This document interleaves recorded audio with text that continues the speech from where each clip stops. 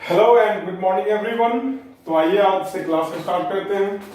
पिछले क्लास में बहुपद शुरू हुआ था और बहुपद का इंट्रोडक्शन मैंने आप सभी लोगों को दे दिया था। पद किसे कहते हैं, चर अचर क्या होता है और पद के बारे में काफी डिटेल से मैंने आप सभी लोगों को समझाया था। तो आइए अब आगे आज बढ़ते हैं।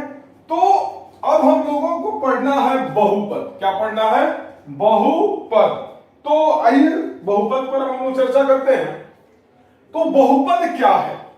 कभी इस बात को ध्यान से समझिएगा और खुद से सोचिए कि बहुपद है क्या। तो मैंने आप लोगों को बताया था पद क्या होता है। पद क्या होता है? तो चर और अचर का गुणनफल पद होता है।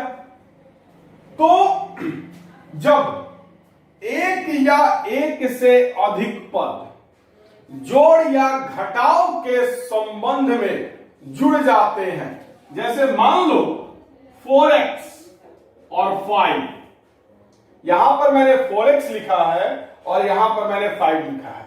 यह 4x भी पद है या 5 भी पद है। अब ये दोनों पद जोड़ या घटाव के संबंध से जुड़ जाएंगे, मतलब ये पद और ये पद अब जुड़ेगा। देखिएगा 4x प्लस 5 जोड़ के संबंध से जुड़ गए या फिर माइनस के संबंध से जुड़ गए। तो जब एक या एक से अधिक पद जोड़ या घटाव के संबंध से जुड़ते हैं तो उन्हें बहुपद कहा जाता है। दूसरी चीज, बहुपद में चर का घात हमेशा एक पूर्ण संख्या होता है। ये चर है, इस चर का जो घात होता है ये हमेशा एक पूर्ण संख्या होता है। अब चर के घात को लेकर के हम लोग आगे चर्चा करेंगे। जब घात के आधार पर बहुपद का प्रकार आप लोगों को बताया जाएगा, उस वक्त इस टॉपिक पर मैं चर्चा करूंगा। तो आइए अब बहुपद के प्रकार के बारे में हम लोग समझते हैं। तो देखा जाए बहुपद का प्रकार। तो पद के आधार पर, पद के आधार पर बहुपद के प्रकार। पद के आधार पर बहुपद के प्रकार। तो आइए अब हम लोग देखेंगे पद के आधार पर बहुपद के कितने प्रकार होते हैं। तो पद के बारे में तो आप लोगों को काफी बेहतरीन तरीके से पता है। तो पद के आधार पर बहुपद के मुख्यतः 4 प्रकार होते हैं। पद के आधार पर बहुपद के मुख्यतः 4 प्रकार होते हैं। पहला होता है एक पदी बहुपद। एक पदी बहुपद पहला प्रकार क्या होता है? एक पदी बहुपद। अब नाम से ही स्पष्ट हो रहा है एक पदी। जरा एक पदी को संधि विच्छेद करो तो बनेगा एक जोड़ पदी। एक मतलब एक और पदी मतलब पद। एक पदी बहुपद का मतलब क्या हो गया? जब एक पदी को हम लोग संधि विच्छेद करेंगे तो एक जोड़ पदी, एक पदी। एक का मतलब एक, पदी का मतलब पद, मतलब वैसा बहुपद। क्या? वैसा बहुपद जिसमें पदों की संख्या केवल एक हो। वैसा बहुपद जिसमें पदों की संख्या केवल एक हो उसे एक पदी बहुपद कहते हैं। वैसा बहुपद जिसमें पदों की संख्या केवल एक हो, एक पदी बहुपद कहते हैं। वैसे इसके नाम से ही स्पष्ट हो रहा है, वैसा बहुपद जिसमें एक पद हो।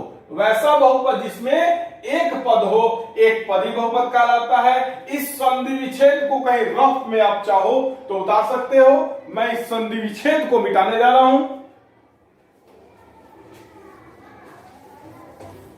जैसे अब हम लोग देखेंगे इसके जैसे के बारे में।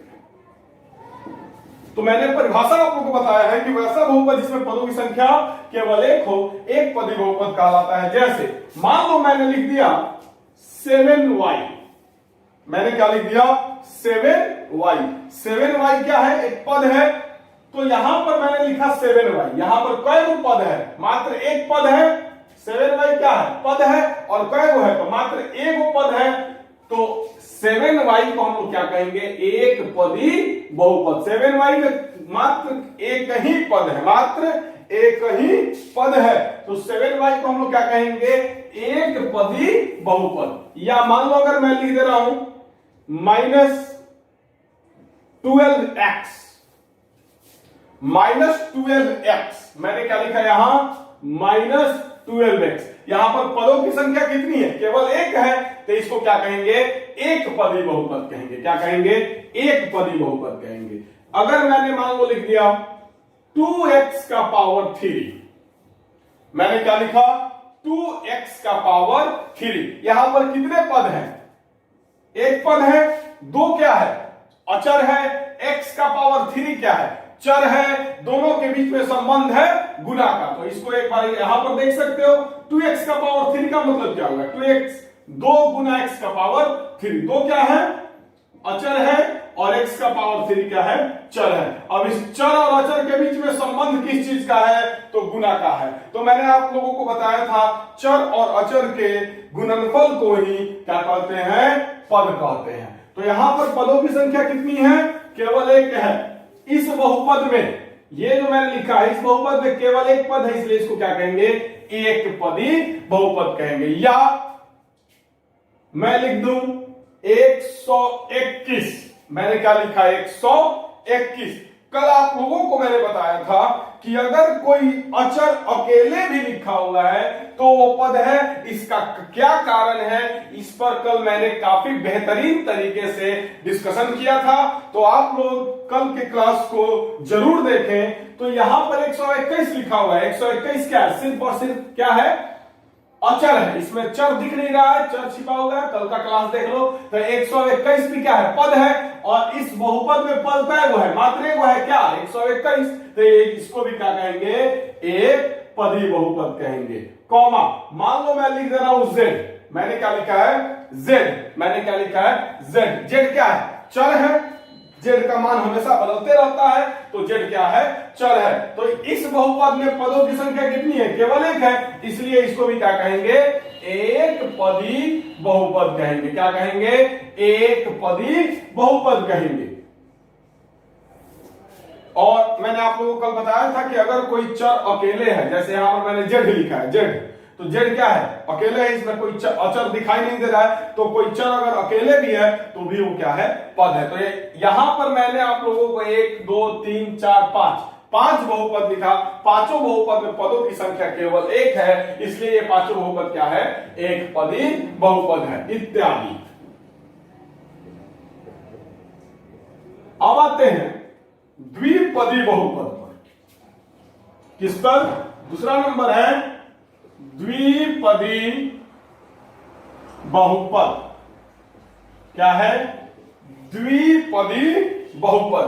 द्विपदी बहुपद, जरा इसको सन्निविच्छेद किया जाए तो बनेगा द्वि जोड़ पदी।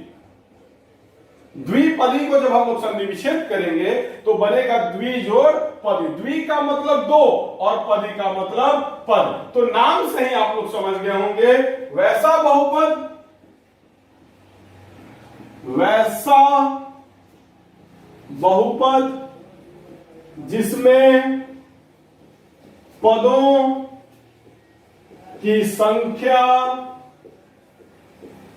दो हो, वैसा बहुपद जिसमें पदों की संख्या दो हो, उसे द्विपदी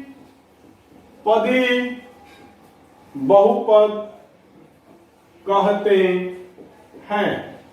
तो नाम से ही आपको स्पष्ट हो रहा है द्विपदी, द्वि का मतलब दो, पदी का मतलब पद, मतलब वैसा बहुपद जिसमें दो पद हो द्विपदी बहुपद कहलाता है। इस संधि विच्छेद को आप रफ में उतार सकते हैं, मैं इसको मिटा दे जा रहा हूं। अब इसके जैसे को समझिएगा, मैंने परिभाषा तो लिख दिया कि वैसा बहुपद जिसमें पदों की संख्या दो हो उसे द्विपदी बहुपद कहते हैं। जैसे मान लो मैंने लिख दिया 5x + 3, तो ये जो बहुपद मैंने लिखा इसमें कितने पद है? दो। एक पद है 5x और एक पद है 3। इस 5x + 3 में कुल दो पद है। कौन कौन? तो एक पद है 5x और दूसरा पद है 3, और ये दोनों पद एक साथ जोड़ के संबंध में आए हैं, तो ये क्या हो जाएगा? द्विपदी बहुपद हो जाएगा। क्या हो जाएगा? ये जो बहुपद मैंने लिखा है 5x + 3, इसमें दो पद है, एक 5x है एक 3 है, इसलिए ये बहुपद क्या हो जाएगा? द्विपदी बहुपद हो जाएगा। तो वैसा बहुपद जिसमें पदों की संख्या दो हो उसे द्विपदी बहुपद कहेंगे। और एग्जांपल देखा जाए, मान लो अगर कहीं लिखा हो 7x का पावर 3 + 5x², ये जो मैंने बहुपद लिखा है यहां भी दो पद हैं। पहला पद है 7x का पावर 3 और दूसरा पद है 5x²। ये दोनों पद यहां पर एक साथ आए हैं, तो इसको क्या कहेंगे? द्विपदी बहुपद कहेंगे। क्लियर? तो यहां भी कितने पद हैं? एक पद है 7x का पावर 3 प्लस एक पद है 5x²। यहां इस बहुपद में भी दो पद हैं, इसलिए इसको क्या कहेंगे? द्विपदी बहुपद कहेंगे। अब आगे बढ़ते हैं। मान लो अगर कहीं आपको लिखा हुआ मिल जाए x + 6, क्या लिखा हुआ मिल जाए? x + 6। यहां पर कुल कितने पद हैं? एक पद है x और एक पद है 6, तो यहां पर कितने पद हुए? दो। तो इस बहुपद में पदों की संख्या कितनी है? दो है, इसलिए इस बहुपद को क्या कहेंगे? द्विपदी बहुपद इत्यादि। अब आइए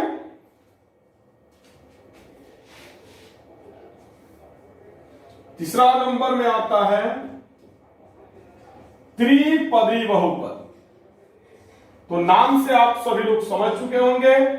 आइए एक बार मैं इसको संधि विच्छेद करता हूं। त्रिपदी बहुपद, त्रि जोड़ पदी। त्रि का मतलब तीन और पदी का मतलब पद, मतलब वैसा बहुपद जिसमें पदों की संख्या तीन हो। तीन पद वाले बहुपद को ही क्या कहते हैं? त्रिपदी बहुपद कहते हैं। तो आइए परिभाषा में लिख रहा हूं, वैसा बहुपद जिसमें पदों की संख्या तीन हो, वैसा बहुपद जिसमें पदों की संख्या हो सके, कहीं आप लोगों को दिखाई न दे वहां पर, इसलिए मैं यहां पर लिख रहा हूं, वैसा बहुपद जिसमें पदों की संख्या तीन हो उसे त्रिपदी बहुपद कहते हैं। तो यहां नाम से भी आपको स्पष्ट हो रहा है त्रिपदी, त्रि जोड़ पदी। त्रि मतलब तीन, पदी मतलब पद, मतलब ऐसा बहुपद जिसमें पदों की संख्या तीन हो उसे त्रिपदी बहुपद कहते हैं। आप लोग इस संधि विच्छेद को कहीं रफ में उतार लो, मैं इसको मिटा दे रहा हूं।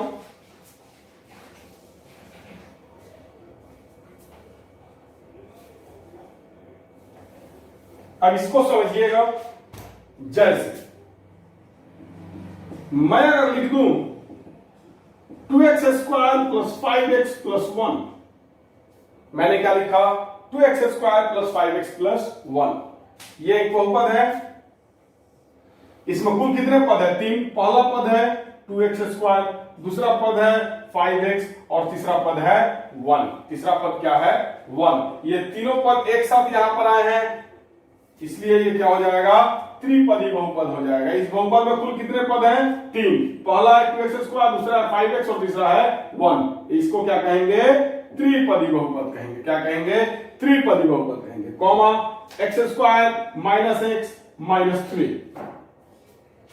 तो अब ये जो बहुपद मैंने लिखा है इस बहुपद के बारे में ध्यान दिया जाए। उस बहुपद में आपको पहला पद है एक्स स्क्वायर, दूसरा पद है माइनस एक्स और तीसरा पद है माइनस 3। तो ये तीनों पद एक साथ आए, ये तीन पद है, पहला पद है एक्स स्क्वायर, दूसरा पद है माइनस एक्स और तीसरा पद है माइनस 3। ये तीन पद एक साथ आ रहे हैं इस बहुपद में, तो उस बहुपद को क्या कहेंगे? त्रिपदी बहुपद कहेंगे। क्या कहेंगे?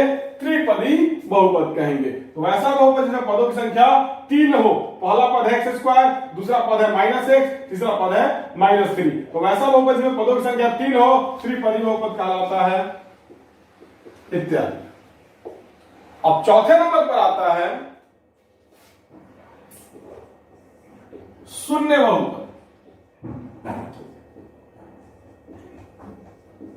तो शून्य बहुपद का चर्चा जो है वो थोड़ा सा लंबा है, तो पहले वीडियो को पॉज करके उसको उतारो, उसके बाद हम शून्य बहुपद के बारे में चर्चा करेंगे। वीडियो को पॉज करके उतारिए।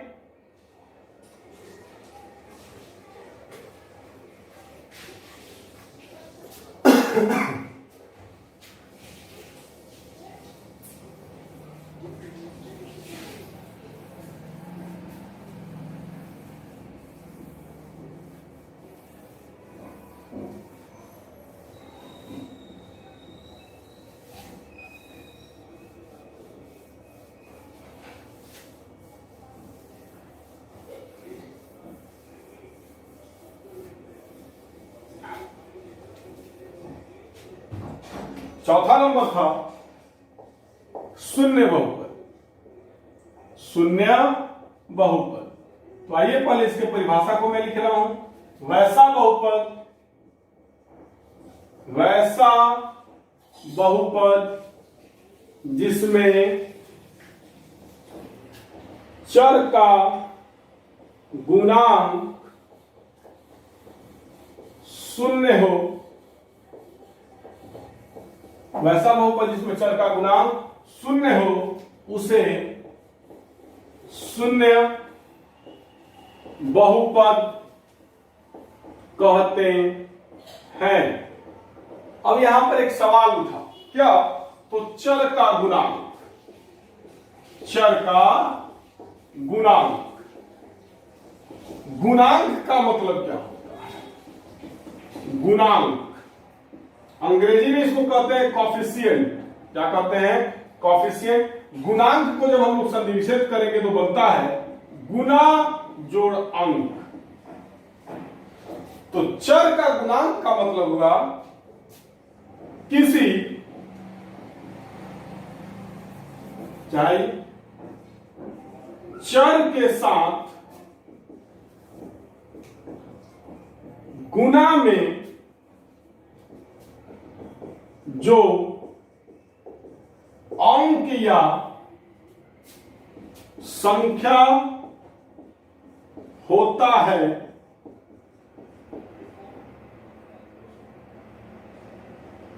चर के साथ गुना में जो अंक या संख्या होता है उसे चर का, उसे उस चर का गुणांक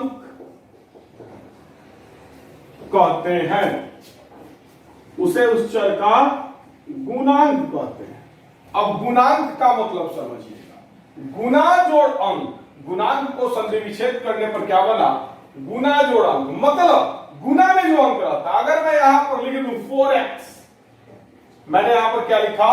4x। 4x एक पद है। 4x का मतलब क्या हो गया? 4x का मतलब हुआ 4 गुना x। 4x का मतलब क्या होगा? 4 गुना x। यहां पर x क्या है? चर है। 4 क्या है? अचर है, मतलब एक अंक है। अब देखिएगा, चर के साथ गुना में कौन सा अंक है? 4।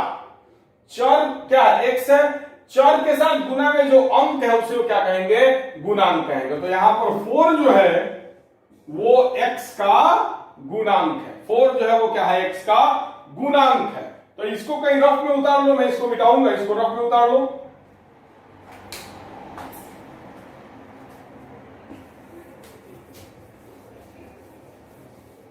अब थोड़ा सा इस पर हम लोग पहले चर्चा करेंगे।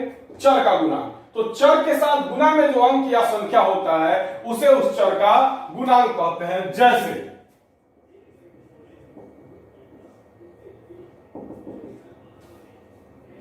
मैं अगर लिखूं 5x², मैंने क्या लिखा 5x²। अब अगर आपसे बोले, कोई पूछे आपसे x² का गुणांक बनाओ,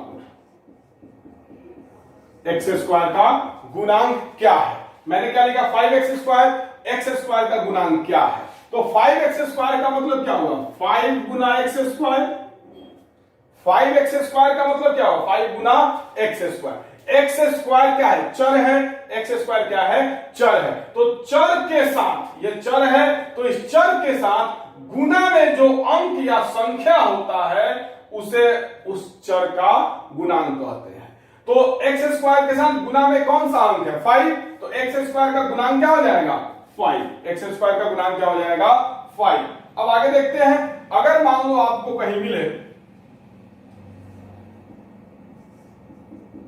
x, क्या मिले x, और हम पूछें कि x का गुणांक बराबर क्या है, x का गुणांक बराबर कितना है। तो यहां पर x के साथ तो कोई अचर दिख नहीं रहा है, x के साथ कोई चर या संख्या, सॉरी x के साथ कोई संख्या या कोई अंक आपको दिख नहीं रहा है, तो आप क्या बोलोगे x का गुणांक क्या है। तो आइए, अगर मैंने यहां पर x लिखा है तो इसका मतलब 1 into x होता है।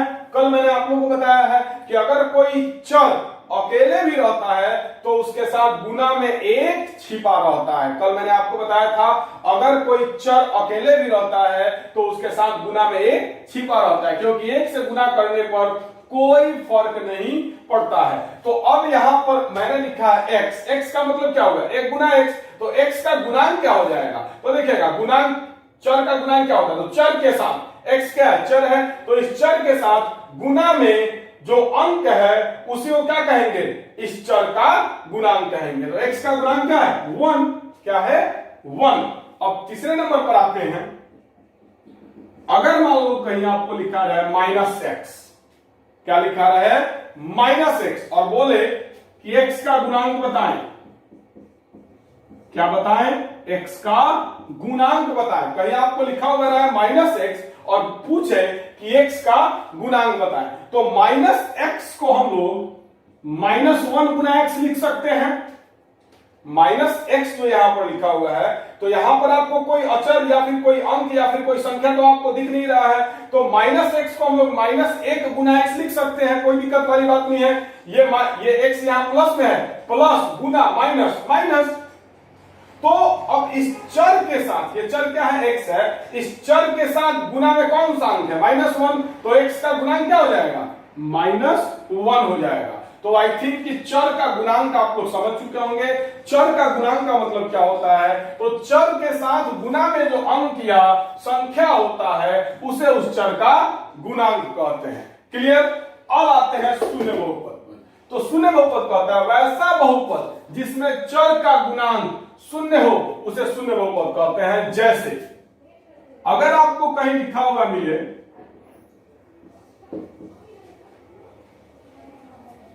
0 गुना x², यहां पर चर क्या है x² है, x² के साथ गुना में कौन सा अंक है 0, शून्य, मतलब इस चर के साथ गुना में कौन सा अंक है शून्य, मतलब इस चर का गुणांक क्या है 0 है। तो इसको हम कहेंगे शून्य बहुपद। क्या कहेंगे शून्य बहुपद। कैसे, तो वैसा बहुपद जिसमें चर का गुणांक शून्य हो, वैसा बहुपद जिसमें चर का गुणांक शून्य हो उसे शून्य बहुपद कहेंगे। तो इसको हम लोग क्या कहेंगे शून्य बहुपद। या कहीं आपको मिले 0x + 0, 0x + 0, तो यहां पर आपको चर का गुणांक क्या है 0 है, तो इसको भी क्या कहेंगे लोग शून्य बहुपद कहेंगे लोग। या फिर आपको कहीं लिखा हुआ मिले 0x⁻³ + 0x + 0, तो यहां पर x⁻³ चर है, x भी चर है, और यहां भी x⁻0 चर के साथ छिपा हुआ है। आप लोगों को पता है अगर कोई अचर अकेले भी रहता है तो उसके साथ चर छिपा हुआ रहता है, कल मैंने आपको बताया था। तो यहां पर क्या है इस चर का गुणांक 0 है, इस चर का भी गुणांक 0 है, इस चर का भी गुणांक 0 है, तो इसको भी क्या कहेंगे, शून्य बहुपद कहेंगे इत्यादि। तो माइंड में सेट कर लो, वैसा बहुपद जिसमें चर का गुणांक शून्य हो उसे शून्य बहुपद कहते हैं। तो वीडियो को पॉज करके उतारिए, अब आगे बढ़ते हैं।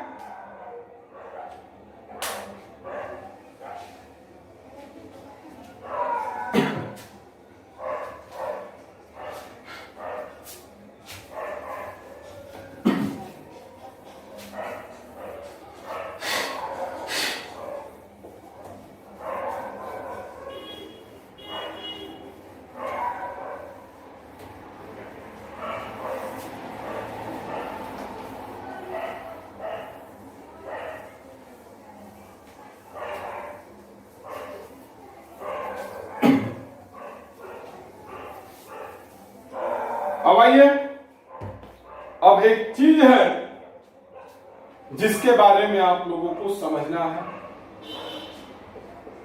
मैंने बहुपद के परिभाषा के वक्त बोला भी था कि इस पर हम लोग चर्चा करेंगे। तो वो चीज है बहुपद का घात। बहुपद का घात, डिग्री, डिग्री मतलब घात, डिग्री ऑफ मतलब का पॉलिनोमियल। पॉलिनोमियल जो है वो बहुपद का इंग्लिश होता है, बहुपद को इंग्लिश में पॉलिनोमियल कहते हैं। तो बहुपद का घात, डिग्री ऑफ पॉलिनोमियल। तो आइए, बहुपद का घात का परिभाषा कुछ इस प्रकार है, किसी बहुपद में चर के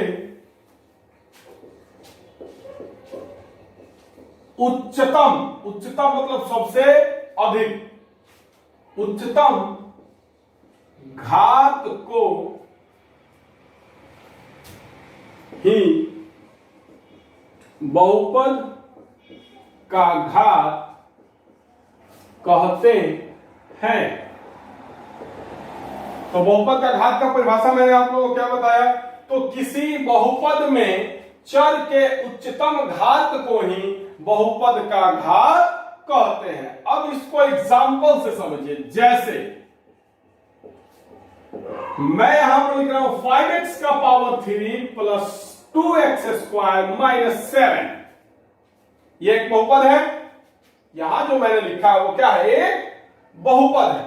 अब इस बहुपद में कितने पद हैं, तो 3 पद हैं।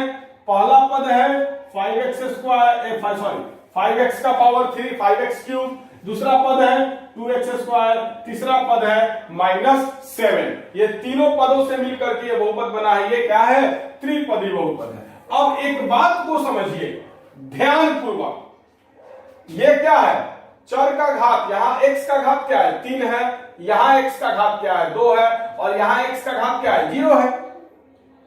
बार बार मैं आपको समझाता हूं, हमेशा अगर कोई अचर अकेले दिखाई दे तो वो पद होता है, क्योंकि उसके साथ चर घात में 0 लेकर के छिपा रहता है, और किसी भी संख्या का घात अगर 0 हो तो उसका मान 1 होता है। कल इस पर बहुत डिस्कशन हुआ है। तो आइए, यहां पर x क्यूब, x स्क्वायर, तो यहां पर घात कितना है x का, 3, यहां पर x का घात क्या है, 2।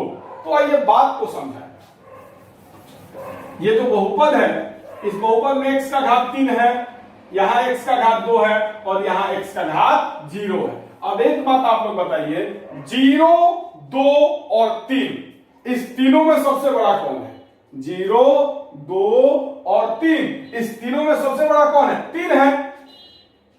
तो बहुपद का घात क्या हो जाएगा, अगर कोई पूछे कि इस बहुपद का घात कितना है, तो आप लोग कहोगे बहुपद का घात बराबर 3। कैसे, तो समझिएगा, किसी बहुपद में, ये एक बहुपद है, चर के x क्या है, चर है, चर के उच्चतम घात को, मतलब चर का घात 3 भी है, चर का घात 2 भी है, और चर का घात 0 भी है।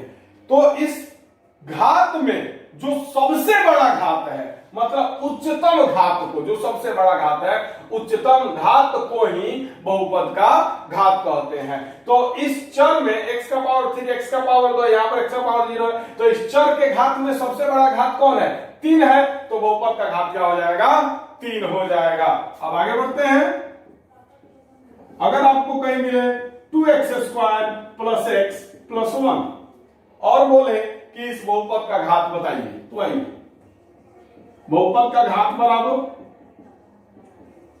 अब ध्यान पूर्वक समझिएगा, यहां पर इस चर में x का घात क्या है? 2 है, यहां x का घात क्या है? 1 है, यहां x का घात क्या है? 0 है। 0, 1 और 2 में सबसे बड़ा कौन है? 2 है, तो चर के उच्चतम घात को ही तो बहुपद कहते हैं। तो चर का सबसे उच्चतम घात क्या है? 2 है, तो बहुपद का घात क्या हो जाएगा? 2 हो जाएगा। एक और एग्जांपल ले लो। मान लो आपको कहीं लिखा हुआ मिल जाए -y² प्लस y, आपको क्या लिखा हुआ मिले? -y² plus y। ये भी क्या है? बहुपद है। काय को पद है? 2 गो, एगो -y² और एगो y, द्विपदी बहुपद है। अब आपसे कोई पूछे बहुपद का घात बताओ, इस बहुपद का घात बताओ, तो y का घात क्या है? 2 है, और यहां पर y का घात क्या है? 1 और 2 में बड़ा कौन है? 2, तो बहुपद का घात क्या हो जाएगा? 2। मतलब जो सबसे बड़ा घात होगा किसी बहुपद में, जो सबसे बड़ा घात होगा वही क्या होगा? बहुपद का घात होगा। आई थिंक आप लोगों को समझ में आ गया होगा। तो वीडियो को पॉज करके उतारिए, वीडियो को पॉज करके उतारिए।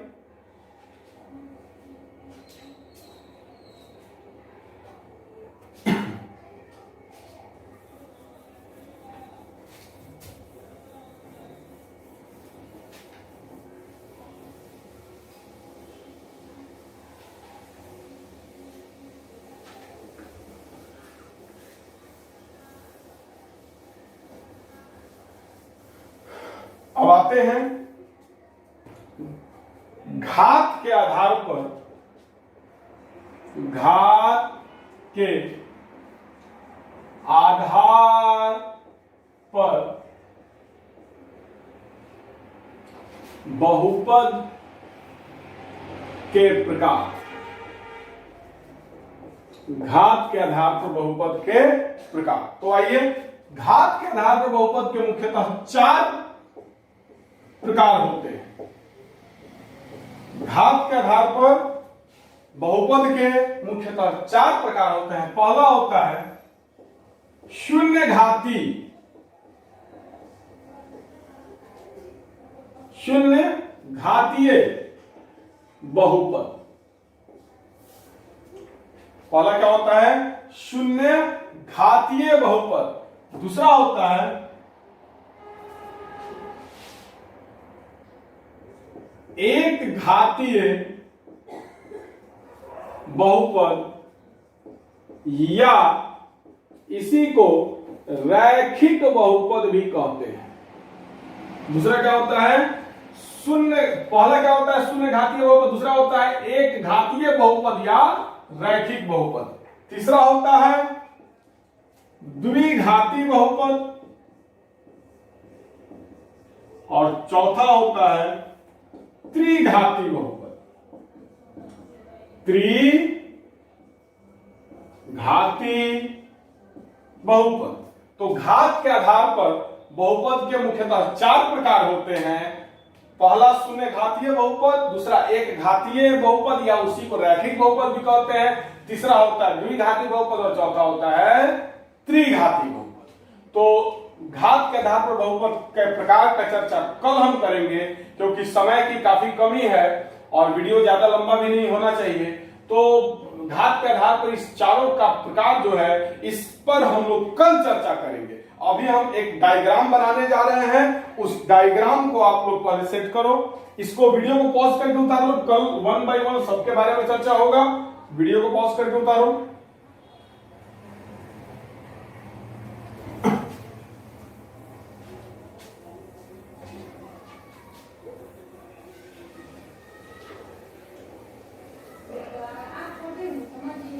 एक डायग्राम मैं बनाने जा रहा हूं, उस डायग्राम को कार्डबोर्ड पर बना करके अपने रूम में लगाओगे तो बहुपद में कभी भी प्रॉब्लम नहीं होगा। बहुपद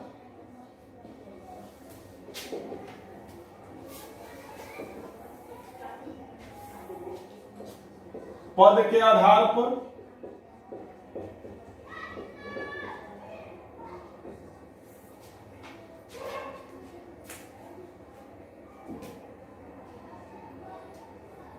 घात के आधार,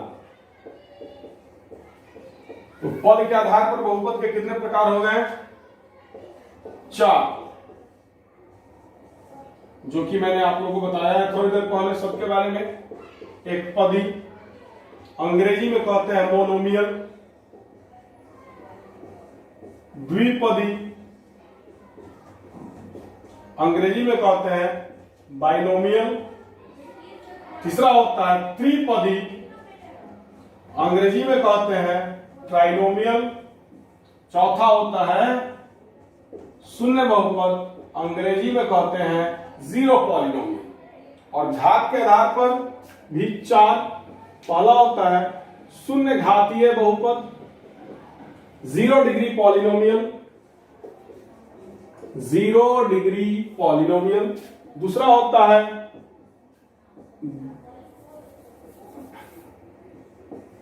एक घातीय या रैखिक, एक घातीय को ही क्या कहते हैं? रैखिक कहते हैं, रैखिक बहुपद। तीसरा होता है एक घातीय रैखिक बहुपद का अंग्रेजी होता है लीनियर पॉलिनोमियल। तीसरा होता है द्विघाती बहुपद क्वाड्रेटिक पॉलिनोमियल। चौथा है त्रिघाती बहुपद क्यूबिक पॉलिनोमियल। तो ये मैंने आपको बहुपद का डायग्राम बना दिया, इधर पद के आधार पर उसका प्रकार, इधर घात के आधार पर उसका प्रकार।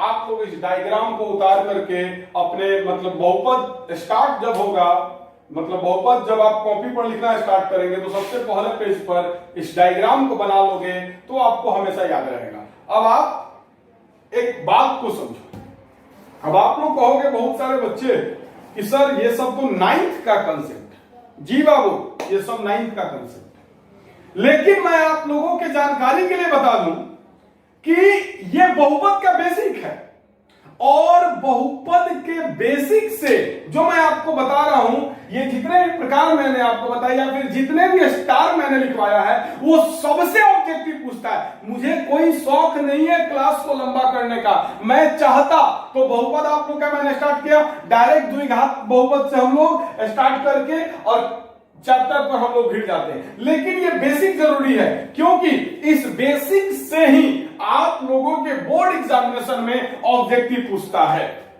तो प्लीज बोर्ड एग्जामिनेशन को ध्यान में रखते हुए जितने भी बेसिक्स मैं बता रहा हूं उसको अच्छे से कंप्लीट कीजिए, क्योंकि बहुपद का ऑब्जेक्टिव जो है वो इसी बेसिक से पूछता है। और मैं गारंटी दे रहा हूं कि बहुपद में मैं जो बेसिक पढ़ा रहा हूं उसमें से 2 नंबर का ऑब्जेक्टिव गारंटीड आना ही आना है। तो प्लीज सीरियस होकर के बहुपद को पढ़ें। जो बच्चे त्रिकोणमितीय क्लास नहीं कर पाए हैं वो हमसे बोले मैं उनको त्रिकोणमिति का सभी क्लासेस का वीडियोस प्रोवाइड करवा दूंगा। और सभी से रिक्वेस्ट है कि बहुपद से मैथ्स को पकड़ ले, समझाने की गारंटी हमारी है। तो प्लीज बहुपद से मैथ्स को पकड़ लें, कहीं भी दिक्कत हो हमसे बात करें। तो बहुत बहुत धन्यवाद। तो आज का क्लास यहीं पर समाप्त करते हैं।